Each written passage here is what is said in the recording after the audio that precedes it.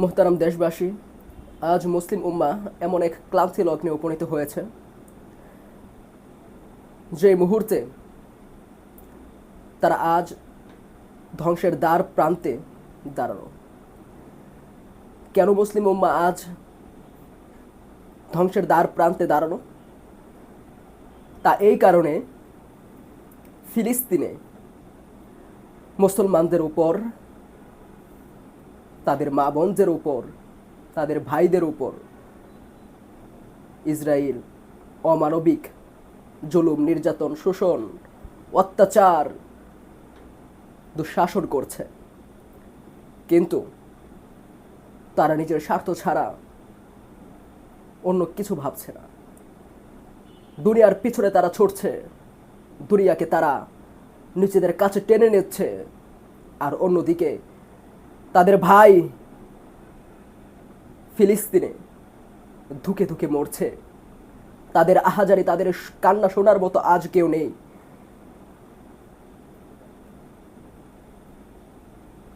তারা চিৎকার করছে, তারা আহাজারি করছে। সবাই নিজ নিজ স্বার্থ নিয়ে ব্যস্ত, সবাই নিজ নিজ মাথা বাঁচাতে ব্যস্ত। তাই তো আজ কেউ ডোনাল্ড ট্রাম্পের বিরুদ্ধে, নেতানিয়াহুর বিরুদ্ধে আজ কোনো কথা বলছে না। তারা আজ চুপ। প্রতিটা দেশের রাষ্ট্রপ্রধান, তাদের মুখে আজ তালাবদ্ধ। তাদের বাক স্বাধীনতা আজ কোথায়? কেন তারা আজ চুপ? কেন তাদের মুখে আজ কোনো বলি নেই? এত বড় বড় কথা, এত বড় বড় তাদের আওয়াজ, আজ সেই আওয়াজ কেন শোনা যাচ্ছে না?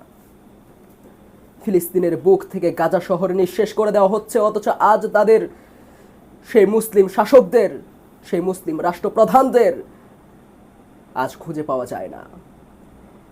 সোশ্যাল মিডিয়ায় তাদের কোনো বিবৃতি পাওয়া যায় না। সোশ্যাল মিডিয়ায় তাদের কোনো বক্তব্য পাওয়া যায় না। তুমি অস্ত্র দিয়ে তুমি ফিলিস্তিনের উপর আসা আঘাত, আসা হামলা প্রতিরোধ করতে পারছো না, তুমি মুখে পারবা। তাহলে তুমি মুখে কেন করছো না? কারণ একটাই, আজ তো তোমার উপর হামলা হয় নাই। যদি তোমার উপর হামলা হইতো তাহলে তুমি আওয়াজ উঠাইতা। যদি আমার উপর হামলা হইতো তাহলে আমি আজ আওয়াজ উঠাইতাম। যেহেতু আমার উপর হামলা হয় নাই, আমি নিশ্চিন্তে, নির্বিঘ্নে, স্বস্তির সাথে নিজের ঘরে বসে আছি, খুবই শান্তিতে বসবাস করছি। এই কারণে আমি তাদের নিয়ে চিন্তা করছি না, আমি তাদের নিয়ে ভাবছি না। তাদের আওয়াজগুলো আমার কানে রেখাপাত করছে না। আজ ফিলিস্তিন যদি পৃথিবীর বুক থেকে নিঃশ্বাস হয়ে যায়, তাহলে আমাদের আল্লাহর সামনে কিভাবে দাঁড়াবো আমরা, এই কথাটা একবার চিন্তা করে দেখা উচিত। আমরা কি মুখ নিয়ে আমাদের প্রিয় নবী হযরত মুহাম্মদ সাল্লাল্লাহু আলাইহি ওয়াসাল্লামের সামনে গিয়ে দাঁড়াবো? আল্লাহর সামনে আমাদের জবাব কি হবে, এটা ভাবা উচিত। এই কথাটা যদি কেউ ভাবে, এই বিষয়টা যদি কেউ চিন্তা করে, তাহলে তারা আর চুপ থাকতে পারবে না। চাই সে কোনো রাষ্ট্রের প্রধান হোক, সে প্রেসিডেন্ট হোক, সে পিএম হোক, কিংবা সে কোনো এলাকার চেয়ারম্যান হোক কিংবা মেম্বার হোক, সে চুপ থাকতে পারবে না।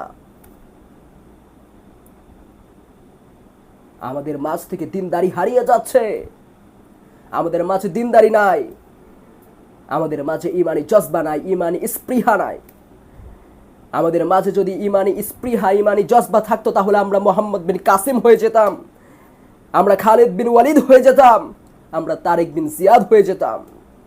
যে মোহাম্মদ বিন কাসিম সুদূর হিন্দুস্তান থেকে এক আরব কন্যার আর্তনাদে সুদূর আরব থেকে চলে এসেছিলেন তাকে উদ্ধার করার জন্য, শুধুমাত্র একটি কান্নার আওয়াজ তার কানে পৌঁছেছিল।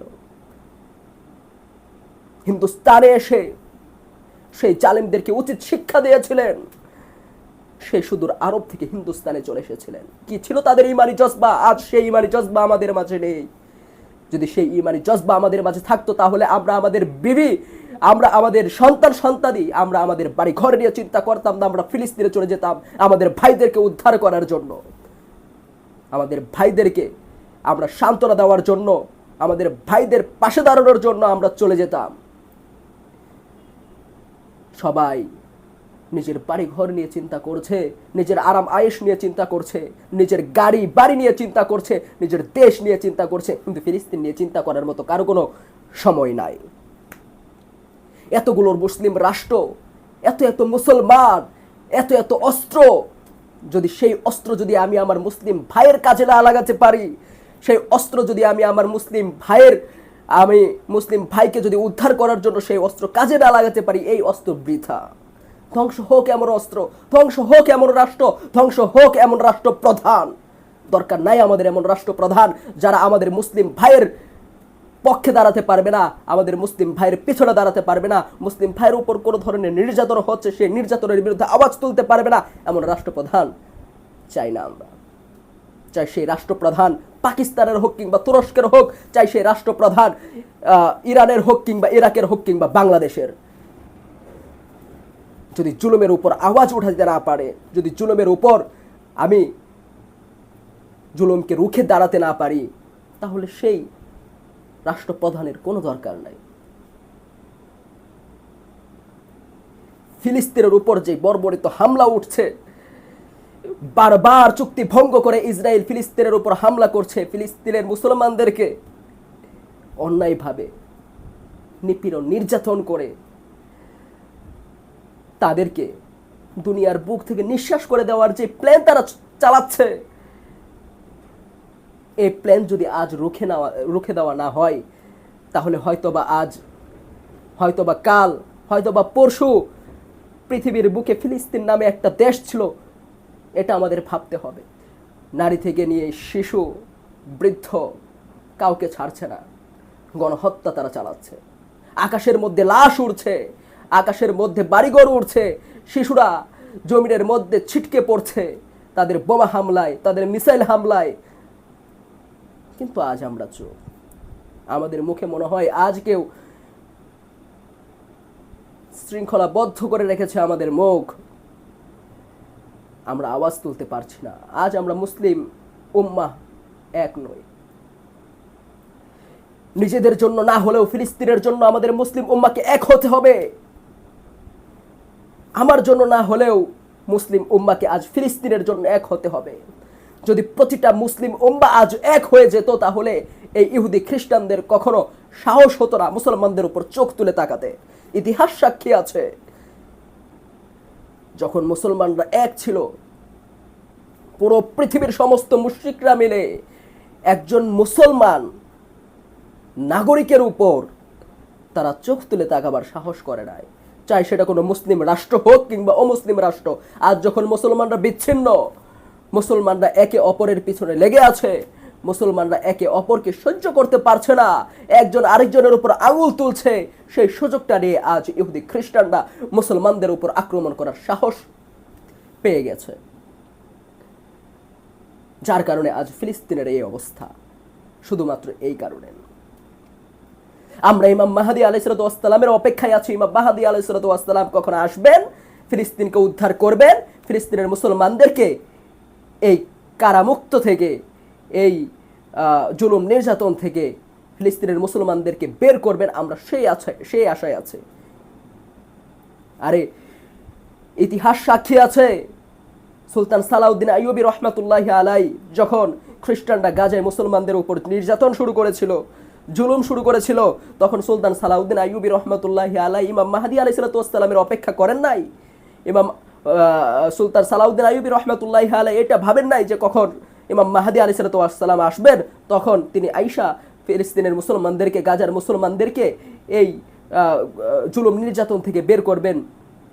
এই চিন্তা তিনি করেন নাই। এই চিন্তা না করে তিনি সরাসরি ঝাঁপিয়ে পড়েছেন, মুসলমানদেরকে উদ্ধার করেছেন, মুসলমানদেরকে এই ক্লান্তি মুহূর্তে থেকে তাদেরকে বের করে নিয়ে এসে শান্তির পতাকা তাদের হাতে তুলে দিয়েছিলেন। তাহলে আজ আমরা কেন ইমাম মাহদী আলাইহিসসালাতু ওয়াসসালামের অপেক্ষা করছে? কেন আমাদের বুকে কি কোনো সাহস নাই? আমরা কি পারি না সবকিছুকে ছিন্ন ভিন্ন করে, সবকিছুর মায়া ত্যাগ করে ফিলিস্তিনের মুসলমানদের জন্য নিজের জীবনকে নিজেকে বিলে দিতে আমরা পারি না? পারি, কিন্তু আমরা করছি না। কারণ দুনিয়ার মোহ আমাদেরকে এমনভাবে ঘিরে নিয়েছে, এমনভাবে আমাদেরকে গ্রাস করে নিয়েছে, আমরা চাইলেও এখন আর তাদের জন্য কোনো কিছু করতে পারছি না। শুধুমাত্র মুখে মাত্র তাদেরকে সান্ত্বনা দেওয়া ছাড়া। আরে ভাই, তাদের তো আমাদের সান্ত্বনার প্রয়োজন নাই,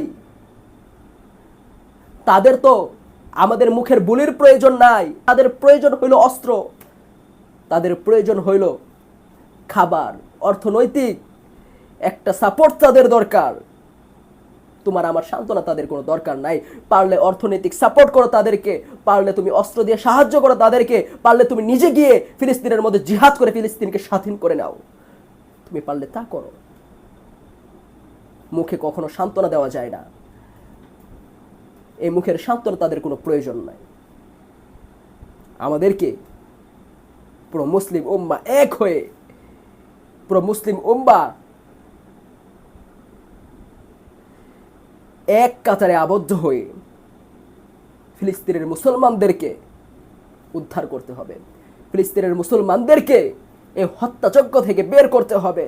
যদি আমরা না পারি, তাহলে কিয়ামতের দিন আমরা আল্লাহর সামনে দাঁড়াতে পারবো না। আল্লাহর সামনে আমাদের কোনো জবাব থাকবে না, আমরা নির্জবাব হয়ে যাব। রাসূল সাল্লাল্লাহু আলাইহি ওয়াসাল্লামের উম্মত হিসাবে আমরা নিজেদেরকে পরিচয় দিতে পারবো না।